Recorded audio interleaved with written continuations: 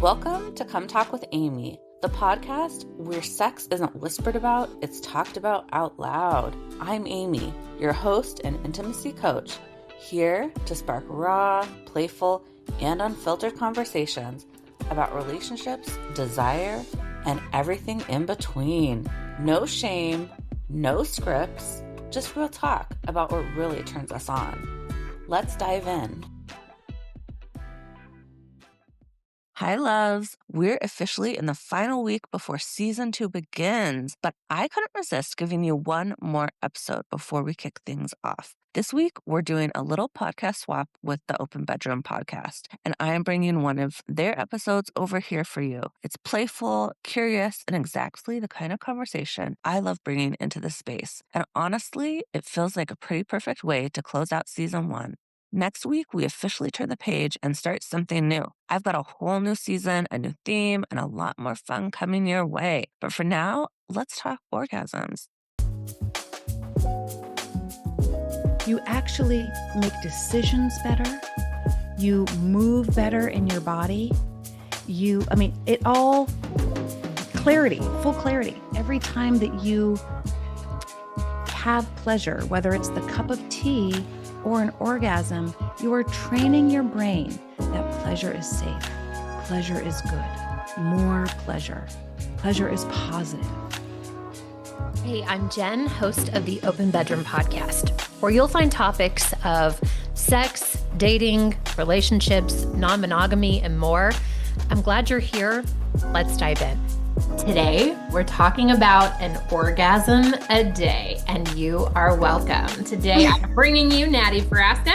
She is a midlife reinvention coach and the founder of the Feminine Rebellion, which is a private coaching practice for high-functioning women who are ready to unhook from expectations, reclaim their pleasure, and build lives that turn them all the fucking way on. Pleasure to be here. I'm so glad you're here. I'm here. I'm glad that you're here and excited to make this magic today and excited to just get into some pleasure-filled conversation. As you know, there's no filters here. We say whatever we want. So kick us off. Tell us a little bit more about you and how did you become this embodied coach, and maybe specifically for high achieving women, why that's specific.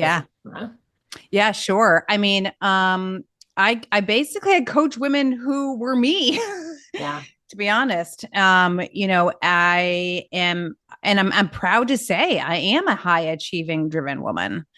And at 40, I had a big job. I was the executive director of a nonprofit. I had left an advertising career to kind of slow down to become and the ED of a nonprofit. And I was burned out. I was ready to leave my marriage. I didn't know what was wrong with me, but if you looked at my life on paper, I had an amazing job. I had 3 healthy kids. I was in partnership for 14 years with a solid human being, a good guy, a hard worker, a good dad. And I was just freaking sinking.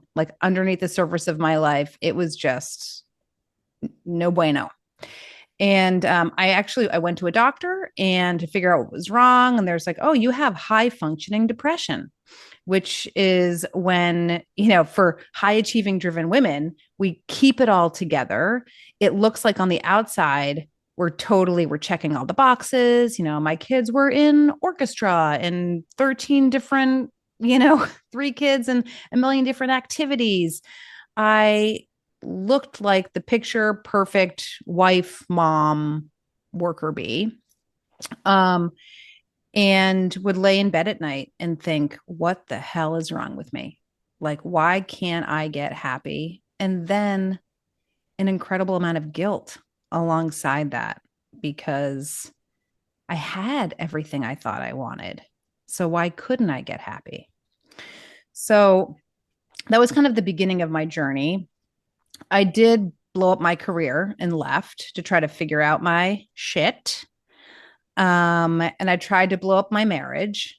That's a whole nother story. I'm still married 23 years, but that was We don't have time to go down that rabbit hole today, but that's been an incredible journey. And I became a yoga teacher, a meditation teacher, and I found pleasure through the feminine. And it was my yoga teacher and yoga teacher training who saw me as this driven, high functioning, high achieving woman and said to me, I have a book for you. And it was a book by Sally Kempton. And it was like, I'm trying to remember the name of it now, like Awakening the Feminine or something like that. And to be honest, I wanted to punch her in the throat. I was like, what is this feminine garbage? I grew up in an Italian American family, the youngest of three kids, the only girl. I just learned to hustle hard and work hard and be the best at everything I did. But I dove in. And what I learned is that there's this whole other aspect of our subconscious, of our humanity that I didn't know anything about. So I was showing up in a way that was like one part of me, the driven part, right? But I'd completely dismissed this more receiving pleasure embodied version of myself. And so I went down this rabbit hole and I started researching pleasure. I was actually working as a biologist. My degree's in biology. So I have a research brain. So I just started reading scientific papers on pleasure. I went to several pleasure trainings, got certified in pleasure and sexuality training, and realized through all of this that pleasure is fuel. Yeah, your eyes are lighting up. Pleasure is fuel. And for the high achieving woman who is checking all the boxes and feeling like I was burned out, pleasure is an incredible tool to actually help you achieve even more, but in like a more embodied, full faceted way, like bringing all of yourself to the table. And I guess I should back up maybe and tell you what I think pleasure is. Maybe define it. Would that be helpful? Sure. Yeah. I mean, I had like 15 questions just from your bio story. Like so much of me connects with you because I've been her too. Yeah. I've been the woman that showed up in the office with the pantsuit and did everything I could to climb the corporate ladder and found it fairly easy because I just showed up in the way I wanted to, eventually get to. And people were like, hey, here's your ticket. Let's go. And pushed and forced. And I realized I joined a priestess group. That was my aha feminine moment. Oh, yeah. I remember I was sitting in this hut in the middle of North Carolina, looking up, going like, what the fuck? Right? Like, what have I been missing? Well, and I felt so called out, like in a good way, because I was like, Yeah. I'm so high achieving at work and I can make millions of dollars and I've done all these things. And then I remember Marcella is her name. She was our leader. She was like, are you maybe being super masculine at home too? And I thought about all the ways that I was like leading my family and like my husband to do things and like trying to get him to do the thing I wanted him to do. And he wasn't getting it. And I was just like, I'm exhausted. Yes. I'm fucking exhausted by forcing. I love that you said this because, okay, we will dive into my marriage for a second because one of the like crucial or critical moments in my journey was when I was in the therapy session in couples therapy with my husband. We were married 14 years and I said, I want a divorce. I realized like I'm just going to drop the bomb. And my therapist said, okay, well, what do you want? And we had been in therapy for like 6 years. And I said, I want a condo in the center of town. I want someone to mow the lawn. I want, a house cleaner. And I definitely want a lover. And he was like, well, okay, let me rephrase that. How do you want to feel? And I was like, what do you mean? And he's like, how do you want to feel? And I was like, I don't get the question. And I just paused, and I had this vision of myself in the kitchen of my home. Jerry Garcia is playing on the radio. I'm stirring a pot of my grandmother's ragu. My kids are little and they're running around the kitchen all wild. And my husband comes up behind me. This is like the bonus of the whole vision. My husband comes up behind me, wraps his arms around my waist, puts his beard on my neck, kisses me. I know, right? Like, is your pussy tingling already? I'm like, just thinking about it, I get turned on, and puts a glass of like Cabernet next to me. Oh. And I was like, just started crying. And I was like, I want to feel seen. I want to feel adored. I want to feel like a queen. I want you to bow down to me. I want to be taken care of.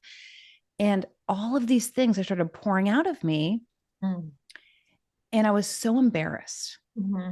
I was so, the shroud of shame, because I was a hardcore feminist, do it all with flying colors, slap a fucking smile on my face, give me all the blue ribbons and the trophies.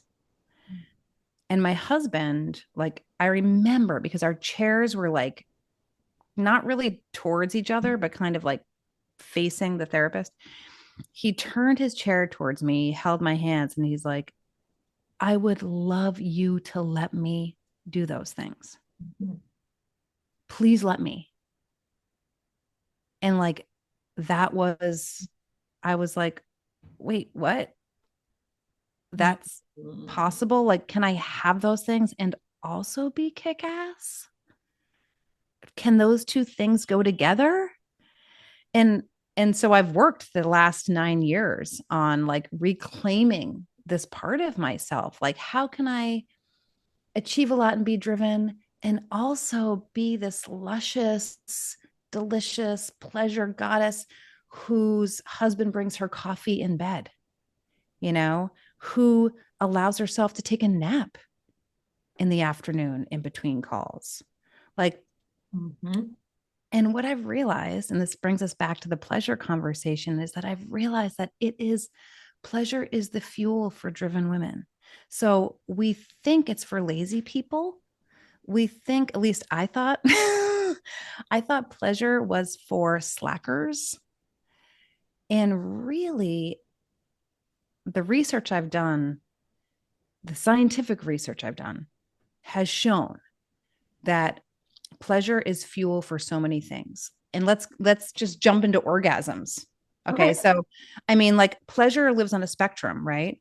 So, pleasure can be anything from, and it's subjective. So it can be anything from sitting on your couch with a cup of tea underneath a cozy blanket in front of a fire, all the way to toe curling sex on a Sunday morning with multiple lovers, right? Like, it is everything that makes your body come alive. Now, orgasms are like they're the fucking tits, because when you achieve orgasm, and they've studied this in MRIs, they have put women, in an MRI machine and stimulated an orgasm. And what they see in the brain is that the entire brain, like 90% of the brain, lights up. So your prefrontal cortex, that controls decision-making, your cerebellum, which controls movement, your nucleus accumbens, which is for what is it when you're wanting to, like, motivation. So much of your brain lights up. So you become fully alive and clearer. You actually make decisions better. You move better in your body. It all clarity, full clarity. And not only that, but your nervous system goes from fight or flight into rest and digest. So you're automatically relaxed and calm. And there's neuroplasticity. So every time that you have pleasure, whether it's the cup of tea or an orgasm, you are training your brain that pleasure is safe, pleasure is good, more pleasure, pleasure is positive. And what we all want, what all women want, is a life that feels good. Mm-hmm. It's a life that feels good. And so it is the fuel that we need. So I have practices I do with women. We call them, pleasure pumps. So I'm like, look at your day. Where in your day can you pump pleasure? We have to get strategic about it, especially for high achieving women who have full calendars, families, and a lot on their list. Right? Can you masturbate in between meetings if you work from home? Like, can you have it? How many orgasms can you have a day? Like, I am a 1 orgasm a day minimum. I mean, even when I am stressed, tired, I will work to get myself turned on. And I would say like 80% of these are by myself. So this is not just for partnered people. Like, I probably have sex with my husband 2 or 3 times a week, but the rest of the time is their solo practices. So it's like brushing my teeth.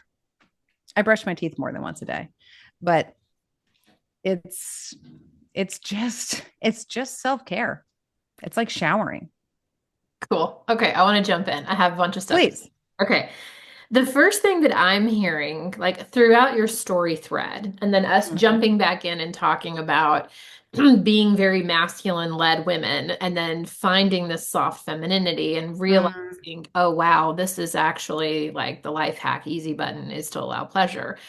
Allowing, like you've allowed yourself to really take an inventory of your life and your marriage and go to therapy and have those conversations where your husband looks at you and it's like, look, lady, if you would just let me take care of you, I would, Yes. And I think every one of us, that's in this position of like going from very heavy masculine into feminine, like we've had these aha moments where we're like, we're causing our own pain. Like this is because of us that we don't get to be taken care of because we're like, I think of like the elbow jab where you're like, no, I'm good. I got this. Yes. No, I don't need Yes. you to do anything. But inside we're dying inside. Like, yes. put your arms around me and give me a cup of coffee. Yeah. I mean, I have so much to say about this, Jennifer. Like, so our ability to receive is a big issue, right? And listen, the patriarchy has made it very hard for women to learn how to receive because we're seen as the caretakers, we're seen as the doers, the emotional laborers of our family. And there are some easy practices that I share with women to just begin to kind of crack that shell a little bit. And one I call the 3 asks. So yeah. So the 3 asks are, you have to ask for 3 things every day. So that could be, I mean, for instance, so recently I woke up in the morning and I said to my husband, oh, hey, lovey, how'd you sleep? He said, good. And I'm like, oh, I'm still kind of cozy in bed. Can you bring me a cup of coffee? 1. Okay.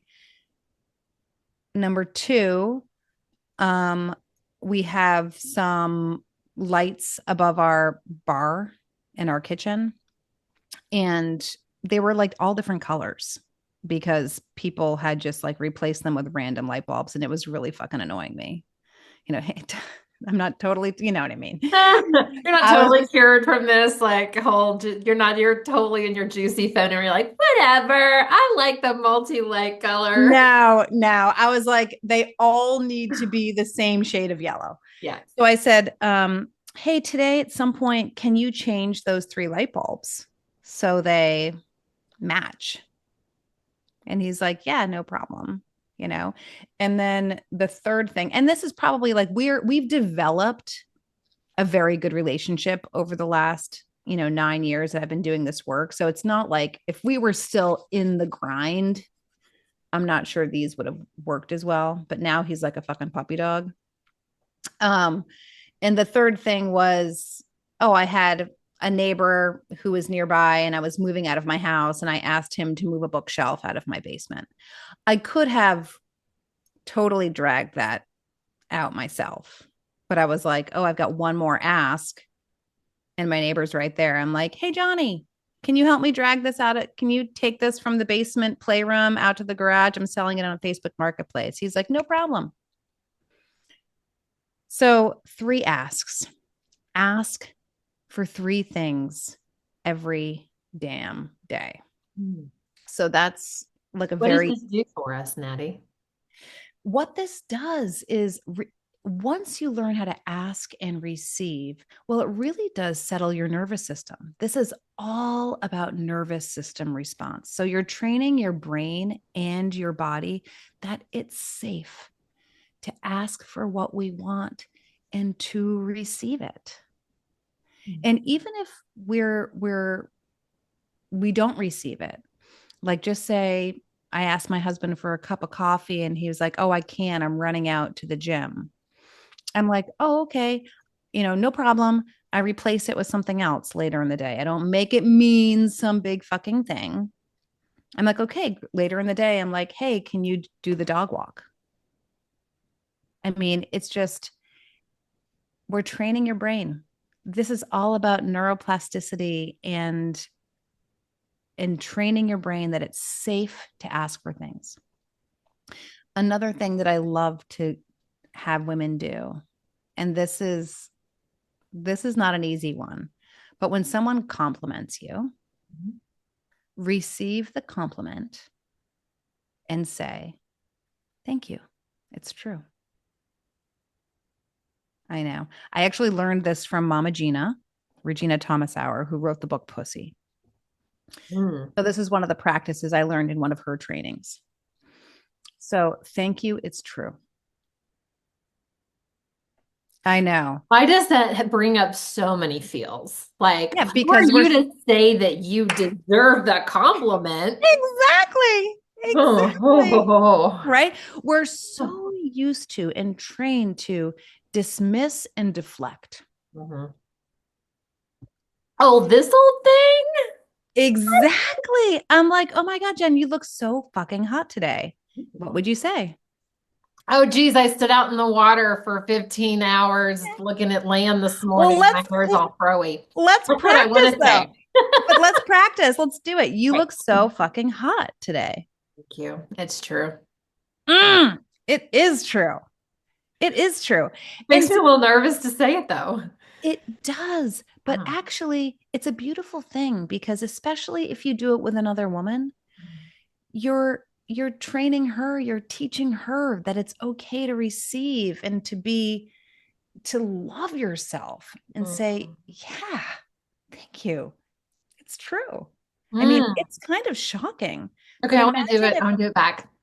Okay. Yeah. Natty, you are looking so fit. Like the muscle definition in your arm is insane. Thank you. It's true. Oh my God. This is fun. Thank you. Right? It's so fun. And when you can practice it, like you could share this with your girlfriends, you can practice it in safe, small groups, and then they can practice it in other safe, small groups. Maybe it takes a little while for you to bring it out into the broad public. Right. But share it with your friends. And the idea here is like really integrating the it's true in your body. So like eventually you don't have to be like, it's true. Like eventually you're like, thank you. And like Yeah, truly believe it. Is that the idea? exactly. Yes. Okay. Total embodiment, total integration. Can we Yes. talk for a minute about calendars? So I heard you Yeah. say calendar out your pleasure. And I think that for me, it really follows that line of allowing as we're stepping from masculine into feminine and then going, I need a Mm, little help to make to yes. feel like I'm allowed to do this. And maybe talk to me a little bit about what does calendaring pleasure look like if you're making Yeah. sure you have a freaking orgasm a day? Like, is it the same Yeah. time? Is it just random? How do you make sure that it happens? Well, I have some practices that I do every day, non-negotiable. So yeah, in the morning, there is, a kind of a sensual dance in front of my mirror. So I get out of the shower. It's not always after the shower, but usually it's after the shower, after my dog walk.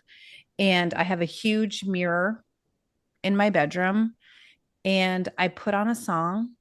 For some reason, I lean towards Sade because it's like I'm an 80s girl and it's sexy. And I just give myself a little show. And I, touch my arms and I touch my neck. And I basically give myself a little like mini sex show.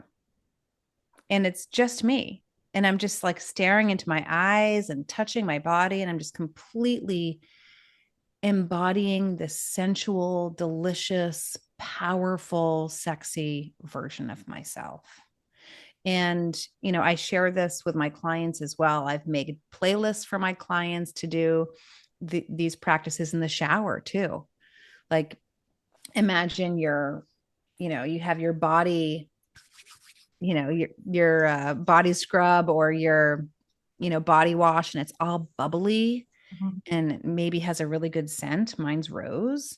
And I put on a playlist and I just wash my whole body in the most delicious, sensual way. And I'm washing my body anyway. So, Mhm. I mean, maybe this takes an extra 90 seconds in the shower, but I do it with intention, with purposefulness. I do it listening to my body. This feels good. Mhm. Talking to my body.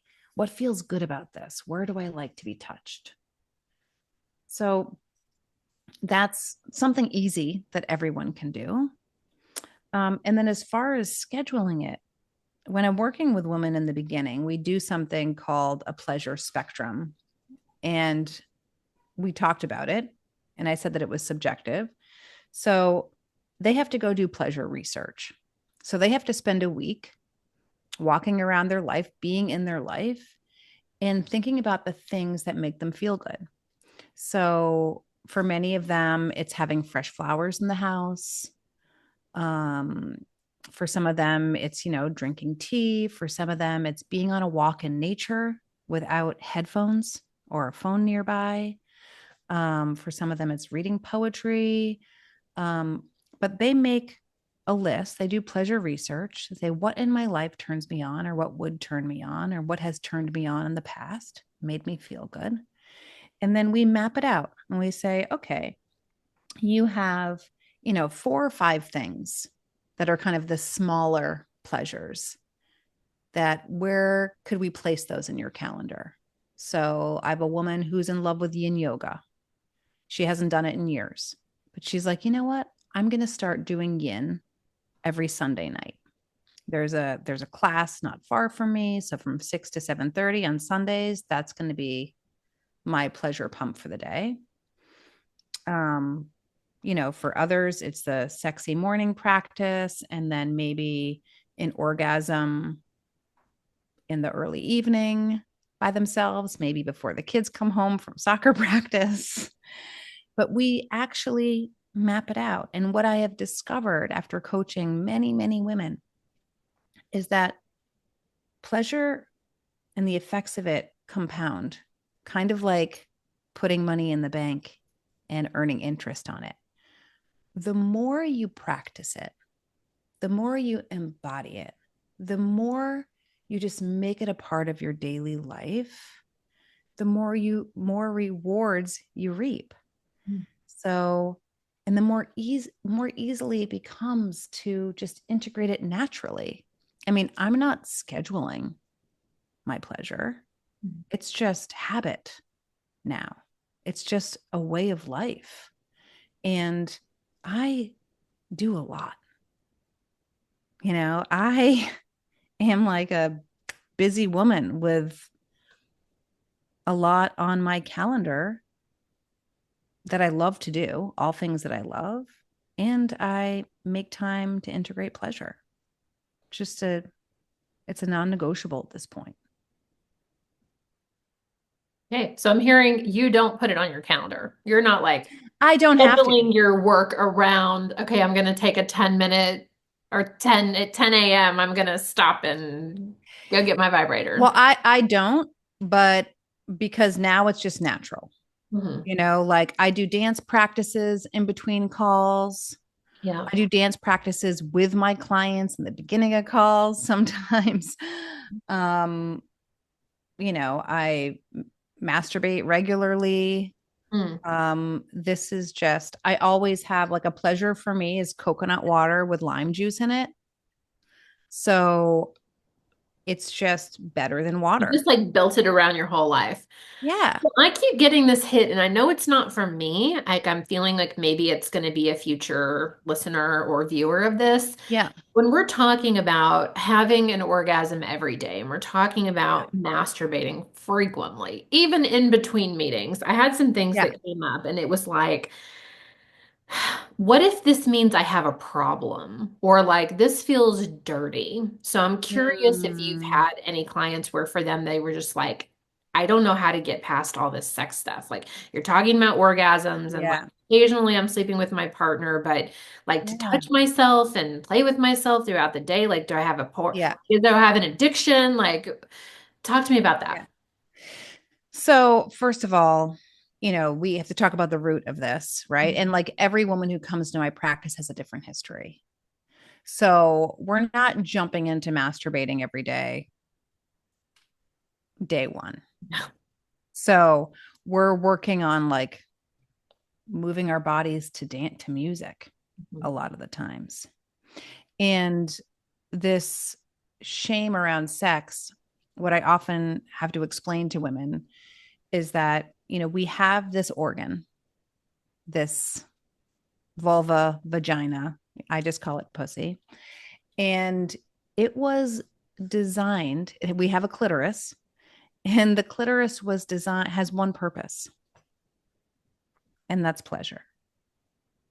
So you can stimulate your clitoris and not get pregnant.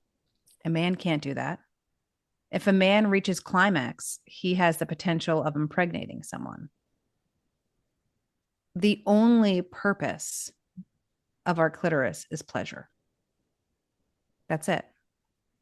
So I have women come to me who have more of a religious background.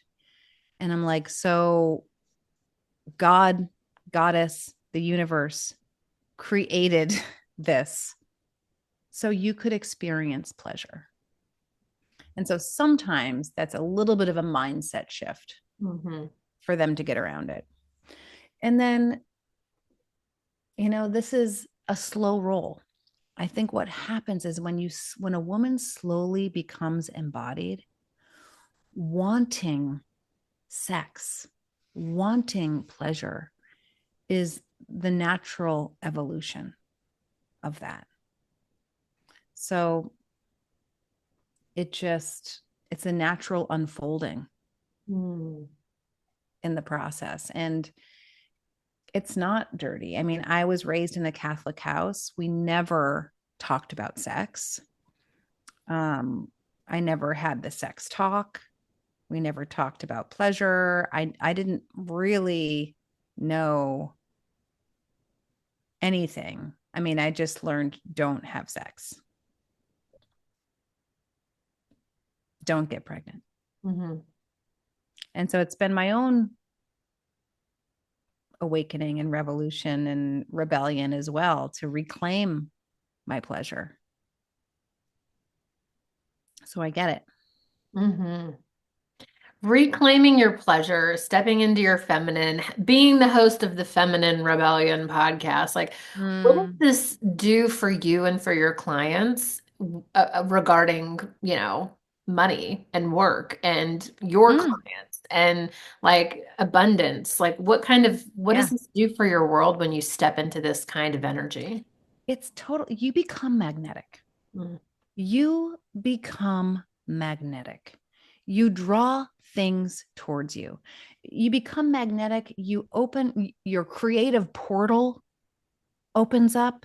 You become available to what life, the universe, God, goddess has to offer you, which I believe is everything. Like humans are meant to live lives that feel good. I have a client who was a financial planner, is a financial planner. And this is a client from, a couple years ago. But she, after our work, she built a sex room. So that's one thing, but that's not what I was going to talk about. Yeah.